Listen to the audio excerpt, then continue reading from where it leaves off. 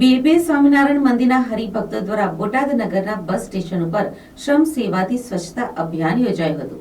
200 થી વધુ બાળકો, યુવક યુવતી અને વડીલ હરિભક્તો, કાર્યકરો અને સંતો દ્વારા સ્વચ્છતા અભિયાન હાથ ધરવામાં આવ્યું છે।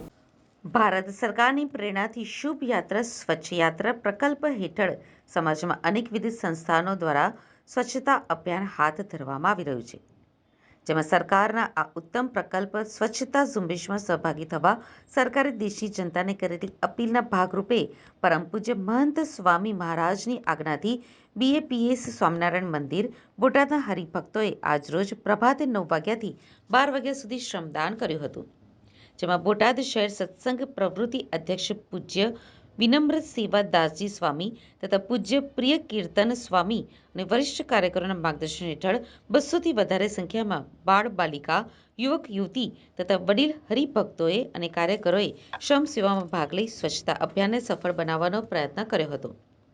બોટાદ નગરના વિવિધ સત્સંગ મંડળોના કાર્યકરો અને હરિભક્તોએ બોટાદના ધોરીમાર્ગ ઉપર આવેલ બસ સ્ટેશન ઉપર સ્વચ્છતા સેવા કરી રાષ્ટ્રને અંજલિ અર્પણ કરી હતી, તેમજ બોટાદના વિવિધ માર્ગો પર રેલી યોજી સ્વચ્છતા જાગૃતિ અંગે સૂત્રોચ્ચાર કરી લોકોને સ્વચ્છતા પ્રત્યે સજાગ થવા પ્રેરણા આપી હતી। સ્વામિનારાયણ ભગવાનની જય, રાધા કૃષ્ણ દેવની જય। આજે ભારત દેશ એટલે કોઈ એક સ્થૂળ દેશ નથી, પણ ભારત માતા તરીકે આપણે એને સંબોધન કરીએ છીએ। તો ભારત માતા એ દરેકની માતા છે, એની સ્વચ્છતા જળવાય એના માટે સરકાર દ્વારા પણ વિવિધ પ્રોજેક્ટ અને અલગ અલગ કાર્યક્રમો પણ થતા રહ્યા છે। એમાં અત્યારે એક બસ સ્ટેન્ડ માટે ખાસ તો એક પ્રોજેક્ટ આવ્યો છે, શુભ યાત્રા સ્વચ્છ યાત્રા। એ અંતર્ગત અત્યારે મહંત સ્વામી મહારાજ જે બીએપી સ્વામિનારાયણ સંસ્થાના ગુરુ છે, એમને ખાસ આદેશ આપ્યો, તમામ સેન્ટરોની અંદર આદેશ આપેલો છે। તો બોટાદ માટે પણ અહીંયા 200 કરતાં વધારે ભાઈ હરિભક્તો, બાલ બાલિકાઓ ભેગા થઈને આજે બોટાદ બસ સ્ટેન્ડની સફાઈ અભિયાન સંપન્ન કર્યું છે। બોટાદની અંદર આ સફાઈ અભિયાન અંતર્ગત અલગ અલગ વિવિધ કાર્યક્રમો પણ કરવામાં આવ્યા છે।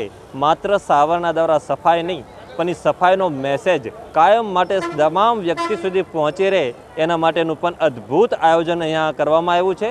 વિડીયો દ્વારા પણ અમે આ કાર્યક્રમ કર્યો, વિડીયો દ્વારા પણ બધાને સંદેશ આપ્યો છે। સાથે સાથે પોસ્ટરો લગાવીને પણ તમામ હરિભક્તો એ પોસ્ટરો લગાવ્યા છે, બસમાં પણ પોસ્ટરો અમે લગાવ્યા છે। એનો એક જ હેતુ છે કે જે કોઈ વાંચશે એને પણ પ્રેરણા મળશે સ્વચ્છ ભારત અને સ્વચ્છ ગુજરાત અને સ્વચ્છ બોટાદ કરવાનો। સાથે સાથે એક રેલી પણ અમે કાઢી છે, રેલી દ્વારા પણ બધાને સંદેશ પહોંચાડવામાં આવ્યો છે કે આપણે આ બસ સ્ટેન્ડની જાહેર સ્થાનોની આપણે સફાઈ રાખવી જોઈએ।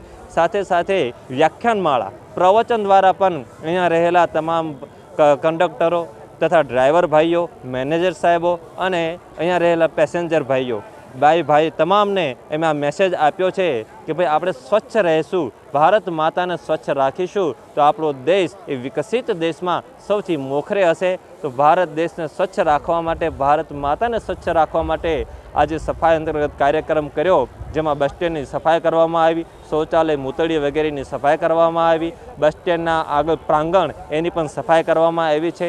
વિવિધ કાર્યક્રમો દ્વારા આજે આ કાર્યક્રમ સંપન્ન કર્યો છે। સૌ હર્ષની લાગણી અનુભવી રહ્યા છે, કારણ કે અમારા ગુરુ મહંત સ્વામી મહારાજનો આ પ્રોજેક્ટ છે કે સ્વચ્છ ભારત, સ્વચ્છ ગુજરાત અને પોતાનો દેશ, પોતાનું સ્થાન સ્વચ્છ બને એના માટે આજે મેં બસ સ્ટેન્ડ સફાઈનો આ કાર્યક્રમ કર્યો છે। બસ સ્ટેન્ડને પવિત્ર ધામ જેવું એટલે કે મંદિર જેવું આજે અમારા હરિભક્તોએ બનાવ્યું છે। સૌ અહીંયા આનંદની લાગણી અનુભવી રહ્યા છે।